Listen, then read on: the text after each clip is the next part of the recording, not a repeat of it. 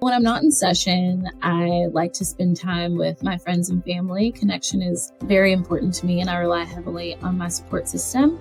So just whether that's hanging out around the house, playing games, or I also love music and dancing. So I go to a lot of concerts frequently, and I'm also a foodie. So I love to explore restaurants around the Atlanta area.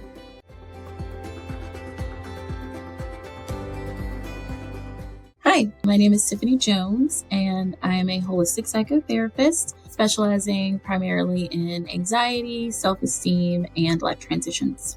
I've been with Prescriptives for about 5 years now. What clients can expect when they work with me is a space to just explore who they are, what they're going through, and how they might want to make some adjustments according to what it is that they discover. So sometimes people already know what it is that they want to work on when they come into therapy, and we just flow from there. And sometimes people just need to take a little bit of time to figure it out. Either way is fine. It's just a space, an open space to explore in a caring and non-judgmental environment. So a little bit about my background and why I'm so passionate about being a psychotherapist is luckily I was able to grow up in a household where I was allowed to kind of explore what it was that I wanted and figure out what I loved and what I was passionate about. And when I was in the 4th grade, actually, I read a book called Inside Out by Terry Truman. And it was about a little boy with schizophrenia. And it was the first book that ever made me cry. And it was the first time that I connected to my sense of empathy. And from that moment, I knew that I wanted to help people. I didn't know exactly what avenue I would take in order to do that. But as I was able to learn and explore throughout my coursework and just into the future, I realized that a therapist is what I wanted to be. So that was my calling, I feel like, since the 4th grade.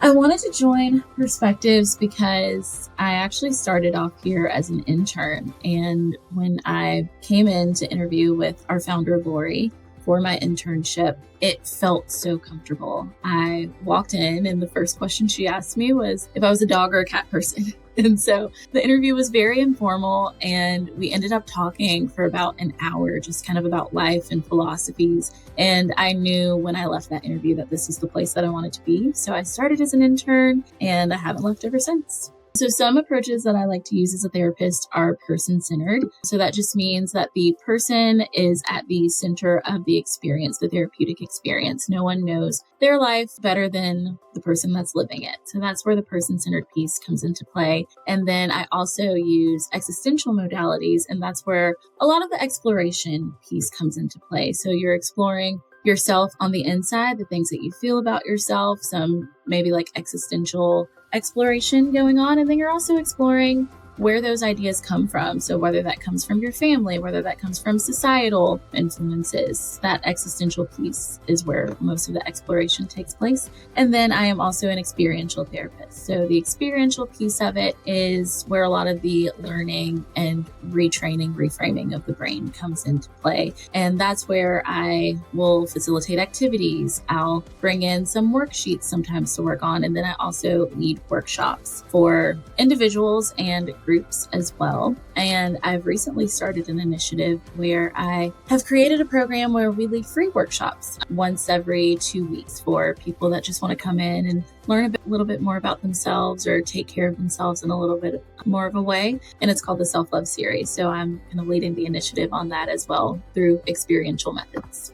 I think therapy can benefit people through, of course, healing from the things that you've been through, from any trauma that you might be holding in your body and in your mental space. But it can also serve as a proactive measure for just exploration. And when things feel maybe a little bit misaligned, but you don't know what that might be, it can serve as a proactive measure to explore yourself and then adjust accordingly based on the information that you get from that. So therapy can be healing for things from the past, but it can also be really great for things in the future as well.